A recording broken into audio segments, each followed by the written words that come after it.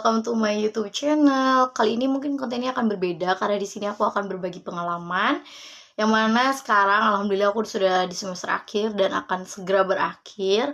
Semoga semuanya dilancarkan sampai selesai ya guys.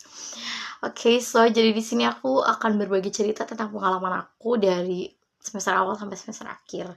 So ikutin terus, jangan lupa like, comment, and subscribe. Bye bye. Jadi guys, dulu awalnya aku nggak terpikirkan ya bakalan lanjutin kuliah atau enggak. Bahkan ketika sekolah, kuliah pun nggak pernah terpikirkan gitu di benak aku. Dulu kayak ya udah sekolah gitu kan. Karena sekolah itu untuk menuntut ilmu dan belajar, dan itu yang aku tahu. Dan setelah menuju pertengahan akhir sekolah SMA, banyak banget yang pengen masuk universitas terkenal yang ada di Indonesia gitu kan. Aku bingung, aku mau masuk kemana ya, aku nggak tahu harus ngapain, nanti kuliah ngapain aja, apakah harus ngeluarin uang banyak ataukah apa. Dan untungnya aku dapat kesempatan mendapatkan beasiswa Kartu Indonesia Pintar, jadi aku bisa masuk kuliah. Dan cerita serunya akan dimulai di sini. Nah, gimana sih aku bisa dapetin beasiswa itu? Jadi, awal mulanya tuh waktu itu aku ditawarin sama guru BK. Karena aku kan bingung ya, nggak tahu mau kuliah atau enggak. Nah, dari situ guru BK aku nyaranin aku buat kuliah di sini aja. Dan aku ikut, dan aku tanya gitu kan persyaratannya apa aja buat ikut beasiswa ini. Dan alhamdulillahnya dibantu, dan pada akhirnya aku lulus dan masuk sebagai mahasiswa KIV di kampus ini. Jadi berawal dari situ aku langsung persiapin persyaratan yang aku butuhin dan masuk kuliah. Jadi guys, aku tuh pas pertama kali jadi maba, kan itu ada PKKMB ya, perkenalan kampus selama 3 hari. Nah, di setiap kegiatan itu aku selalu paling depan gitu ya. Dalam artian aku tuh tipikal orang yang pengen mencoba meskipun aku takut. Aku gemetar, tapi aku mencoba dulu, berani. Karena aku pernah ingat kata-kata guruku dulu waktu SD, yang penting kamu maju dulu, berani ke depan, bisa atau enggaknya di depan, yang penting kamu berani. Jadi di situ aku kayak belajar untuk berani maju ke depan loh. Jadi aku di situ kayak bisa dibilang paling menonjol karena aku selalu maju ke depan, terdepan, dan banyak foto-foto nanti aku masukin di sini selama aku kegiatan PKKMB. Awalnya sih malu ya guys, karena muka aku selalu ada terpampang di depan gitu kan, kayak wah itu Zara gitu. Pasti kalau orang-orang yang lihat kayak apa sih anak ini lagi yang maju gitu, karena nggak tahu ya kenapa kayak aku ada dorongan gitu. Bahasanya aku selalu ingat kata-kata yang penting kamu maju dulu aja, kamu di depan bisa atau enggak, yang penting maju gitu kan. Di situ oke lah aku belajar berani maju. Terus habis PKKMB itu kan ada DKM ya di semester berapa, 2 gitu kalau nggak salah. Nah sama, aku ngelakuin hal sama, yang penting aku maju, berani maju ke depan. Udah di depan bebas terserah mau ngapain. Jadi aku tuh kayak punya prinsip yang penting aku maju dulu. Soal nanti di depan bagaimana dan gimana, ya udah gimana aja nanti. Yang penting aku udah berani mencoba maju ke depan. Gitu sih pengalaman aku ya pas waktu menjadi awal-awal menjadi maba. Nah, terus pas waktu masuk semester 3 atau 4 gitu kan, aku baru tahu yang namanya BEM dan BPM.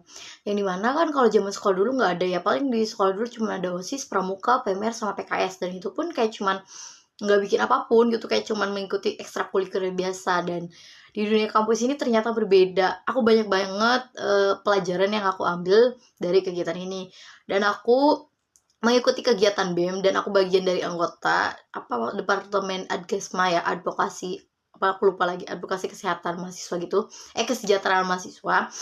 Aku masuk BEM waktu di semester 4 kemarin aku masuk BEM, ikut masuk BEM. Dan aku baru tahu ternyata pemilihan BEM sebelum ke BPM ya, ternyata pemilihan BEM itu seseru itu. Maksudnya kayak sepenting kayak pemilu gitu ya, pemilu pemerintah gitu kan. Kalau dulu kan zaman sekolah kayak cuman milih nyoblos siapa udah jadi ketua, udah kayak ya udahlah dia ketuanya gitu. Ternyata kalau di kampus itu seperti itu, ketua itu pemimpin tuh sepenting banget sih belajar dari sini.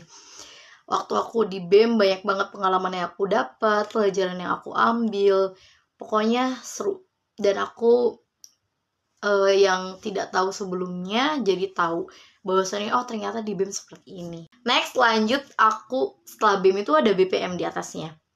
aku masuk lagi ke BPM, Badan Perwakilan Mahasiswa, yang dimana BEM itu dinaungi oleh BPM. Jadi BPM, BEM, dan UKM-UKM di bawahnya. Jadi kalau misalkan ada bikin lapor apa-apa, UKM tuh harus laporan dulu ke BEM, dari BEM baru nanti ke atasnya yaitu BPM.